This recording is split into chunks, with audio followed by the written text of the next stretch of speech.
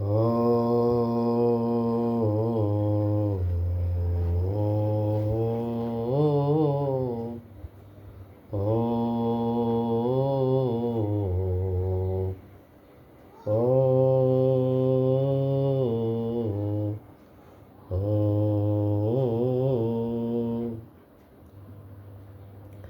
जनीयन्तोऽन्वग्रवः पुत्र्यन्ता सुदानदः सरस्वन्तं हवामहे ह्रस्वपीतासो युध्यन्ते दुर्मदासो न सुरायाम् ऊर्ध्वर्नग्ना जरन्ते। ॐ नारायण नारायण नारायण नारायण नारायण नारायण नारायण नारायण नारायण नारायण नारायण नारायण नारायण नारायण।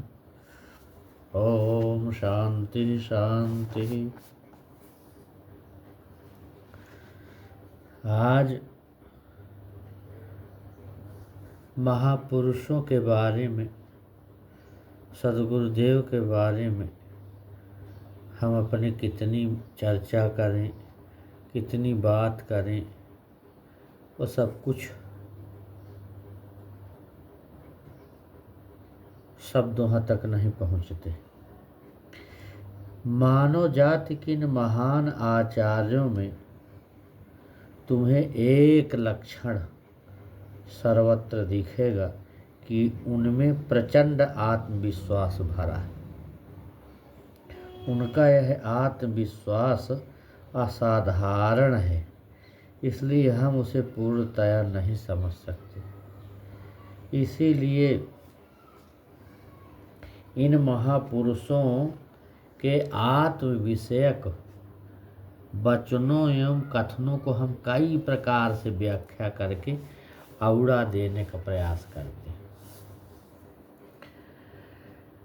उन्होंने अपने साक्षात्कार, अपनी ईश्वरोपलब्धि के संबंध में जो बातें कही, उनका अर्थ लगाने के लिए सहस्रों मतवादों की सृष्टि कर लेते हैं।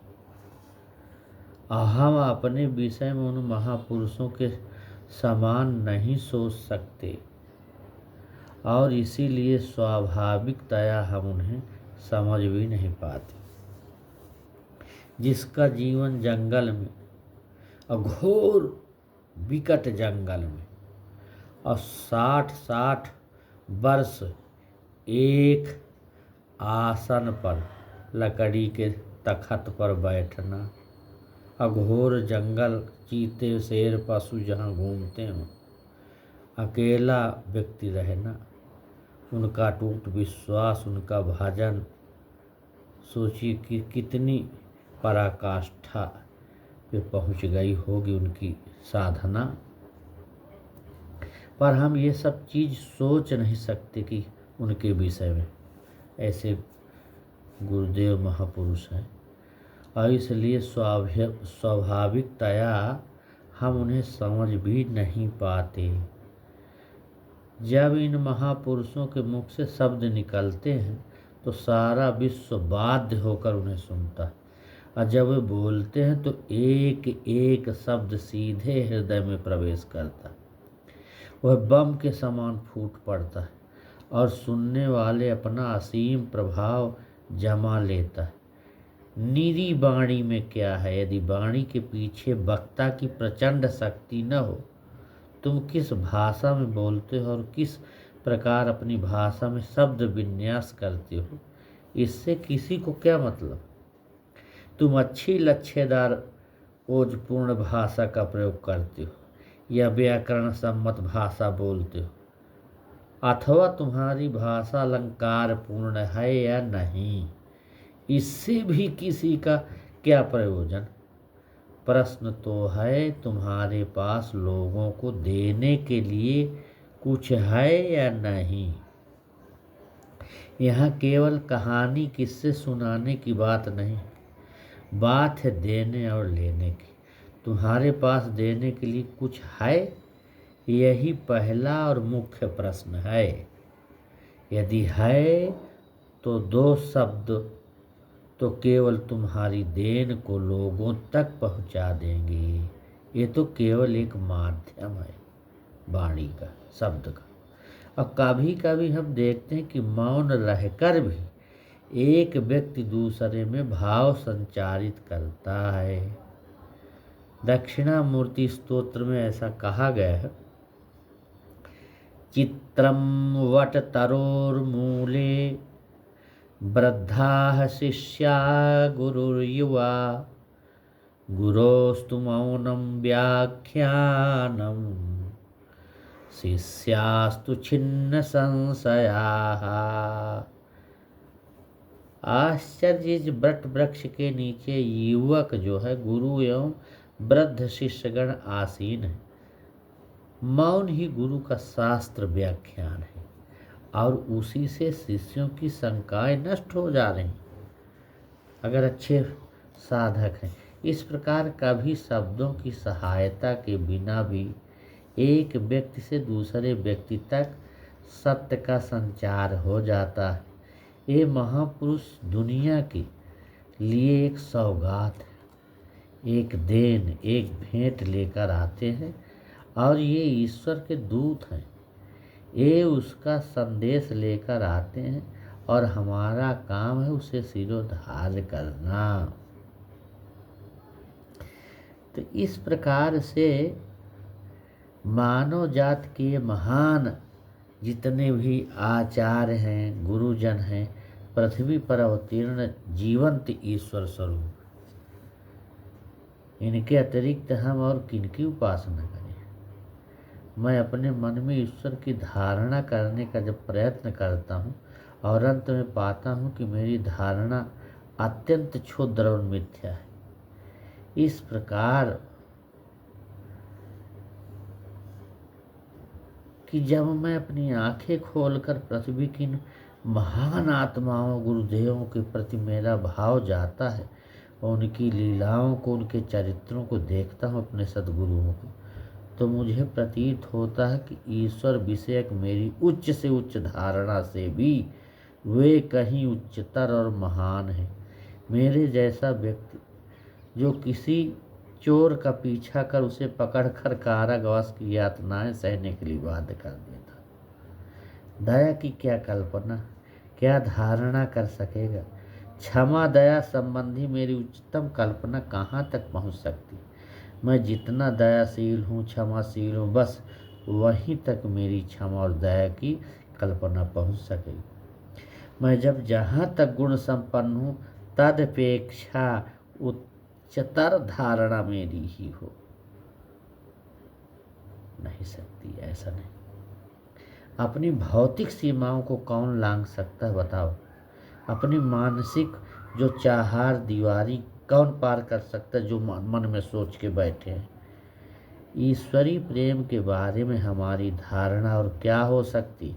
हम अपने इस क्षुद्र जीवन में आपस में जो प्रेम करते हैं उसकी अपेक्षा प्रेम की उच्चतम धारणा जो है हम कर ही कैसे सकते हैं, जिसका हमने कभी अनुभव ही नहीं किया, उसकी कल्पना भला हम कैसे करें बताओ। इसलिए अपने मन में ईश्वर की कल्पना एवं धारणा करने के मेरे सभी प्रयत्न व्यर्थ हैं, किंतु अपने गुरुदेव, अपने इन महापुरुषों के जीवन की प्रत्यक्ष घटना मैंने आँखों के सामने देखा है, घटनाएं देखी हैं। उनके दया, प्रेम एवं पवित्रता से भरे ऐसे प्रत्यक्ष कार्य हमने देखे हैं कि जिनकी हम कल्पना तक नहीं कर सकते। तब फिर क्या आश्चर्य है यदि मैं इन महापुरुषों की चरण वंदना कर उनके पदाम्बुजों में लुंठित हो ईश्वर के रूप में उनकी अर्चना करूं और सोचूं, समझूं, और कोई अन्य भी इसके अतिरिक्त और क्या करेगा बताओ। निराकार तत्व के बारे में लंबी लंबी बातें करना सरल है, पर एक तो ऐसा व्यक्ति बताओ जो साकार उपासना के अतिरिक्त और कुछ कर सके। करने और कहने में बहुत भेद है। निराकार ईश्वर निर्गुण तत्व आदि के विषय में कल्पना करना कठिन नहीं, हर कोई करे तो मुझे आपत्ति भी नहीं है, किंतु ये नर देव, ये मानव रूपधारी देवता जो सद्गुरु महापुरुष हैं, सदा ये सभी जातियों और सभी राष्ट्रों के यथार्थ में ईश्वर रहें। ये केवल देव मानव चिरकाल से पूजित होते रहें और तब तक पूजित होते रहेंगे जब तक मानव मानव बना रहेगा। उन्हीं को देखकर यथार्थ ईश्वर, यथार्थ धर्म जीवन है, यही हमारा विश्वास हो और ईश्वरोपलब्धि धर्म जीवन लाभ की हम आशा कर सकते। केवल अस्पष्ट रहस्यमय तत्व विवेचना से क्या लाभ है सब बताने से, कि व्यक्ति अब ऐसी सी बातें करते कि मेरा धर्म ही सच्चा है, मेरा पैगंबर ही सच्चा है, तो वह झूठ बोलता है, उसे अपने धर्म का काखा भी मालूम नहीं। धर्म न तो सिद्धांतों की थोथी बकवास है और न मतांतरों का प्रतिपादन और खंडन है और न अन्य के विचारों से बौद्धिक सहमति ही है। धर्म का अर्थ है हृदय के अंतरतम प्रदेश में सत्य की उपलब्धि हो जाए, और धर्म का अर्थ है ईश्वर का संस्पर्श प्राप्त करना, इस तत्व की प्रतीत करना, उपलब्धि करना कि मैं आत्मा स्वरूप हूँ और अनंत परमात्मा एवं उसके अनेक अवतारों से मेरा युग युग का अछेद्य संबंध। यदि तुमने यथार्थ में उस परम पिता के गृह में प्रवेश किया है तो अवश्य ही उसके पुत्र जन का दर्शन किया होगा। तब फिर यह क्यों कहते हो कि तुम उन्हें नहीं पहचानते? और यदि तुम वास्तव में उन्हें नहीं पहचानते हो तो यह सत्य है कि तुम ईश्वर के गृह में अब तक प्रवेश नहीं पा सके हो। जननी अपने वत्स को किसी भी वेश में पहचान लेती है, पुत्र का छद्म वेश उसकी आंखों को धोखा नहीं दे सकता। सभी युगों एवं सभी देशों की इन महान नर नारियों को पहचानो और एक ज्ञान प्राप्त करो कि उनमें परस्पर में कोई भेद, कोई अंतर, कोई पार्थक्य नहीं।